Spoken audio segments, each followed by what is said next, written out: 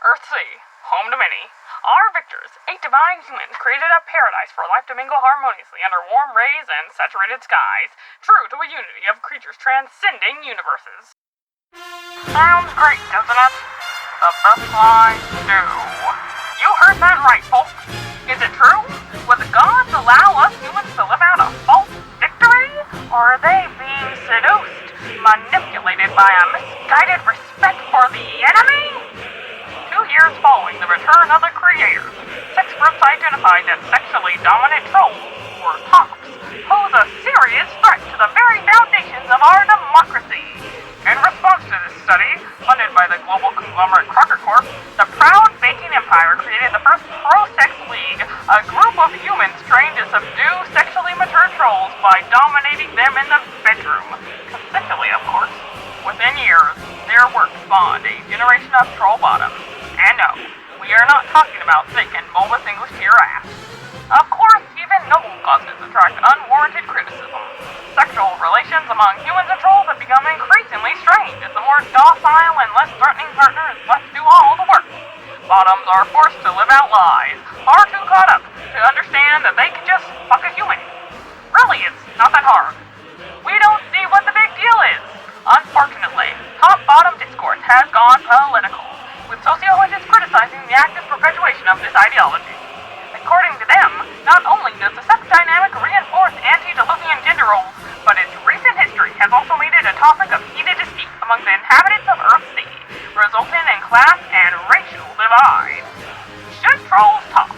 Are the brave youths of the Pro-Sex League doing enough to preserve our freedom? God of Life, Jane Crocker, recently spawned as sole ruler of the human kingdom following the abdication of her progeny, has this to say. Now, let's not jump to any hasty conclusions. No matter how well you whisk a batter, a cake cannot rise to perfection without the guide of a diligent pair of eyes. Our peacekeepers have been trained for years in the art of seduction and sexpionage.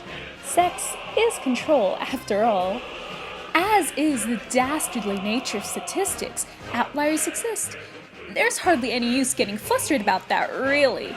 I know how to keep peace within our borders and order beyond. It's all about strategy. That being said, negotiations on issuing an ordinance advocating for stricter reproduction control policies with Kanaya Mariam are still underway. The consort of the God of Light has provided no verbal commentary on the new policies, offering a mere raised middle finger in response. Sometimes I think we give trolls too many damn rights. In related news, newly coupled God of Time and Father of Trollkind are making headlines following Dave Strider's guest appearance on the Ad Infinitum Side C podcast, where, in a shocking turn of events, he expressed more than just his radical pro-troll sentiments. A few days ago, you uploaded the latest issue of Sweetbro and Hello Jeff. Can I just say how big of a fan I am of your work? Careful, dude. You're gonna reawaken the dipshit 12-year-old in me. Any more praise and I'm gonna have to pull out my Don't Talk to Me, I Run a Blog form card. Haha, gotcha. Right, so, the saga basically defined your celebrity status in both iterations of your universe. Deriving your influence from late 2000s meme culture, you think Sweetbro and Hello Jeff would get old, obsolete, and seen as nothing more than a joke trip from the past. But it hasn't. It's changed and adapted, and yet it has continued to remain a reformative, enigmatic, and frankly, a disturbingly honest work of art. It holds up a mirror to the dreary and mundane. Its oversaturated absurdism, rendering an unfiltered reflection of our world. To the comic, and perhaps even to you, the audience is the enemy.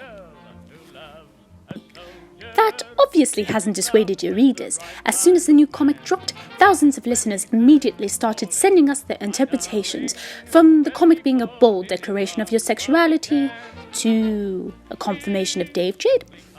Despite the variety in responses, most listeners believe this comic carries a personal weight, something that you've been meaning to take off your shoulders, perhaps. What do you have to say about that? It's my coming out comic.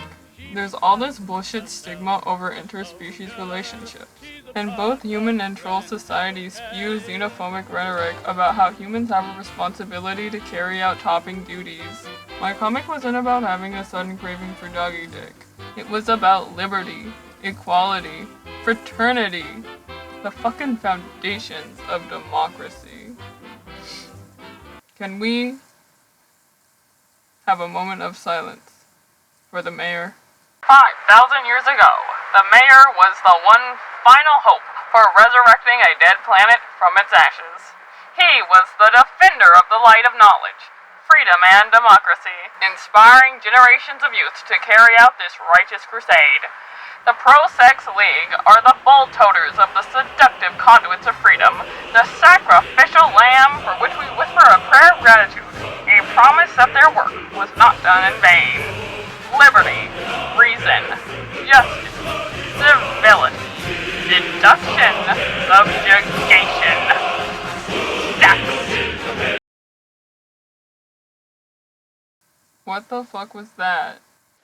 A eulogy, obviously, perhaps a few thousand years too late. And that is just about all the time we have. You got any final words before we wrap this up, Mr. Strider? Sir, I am a bottom. When trolls talk, the fabric of society will crumble. Or will it? Yeah, it probably will.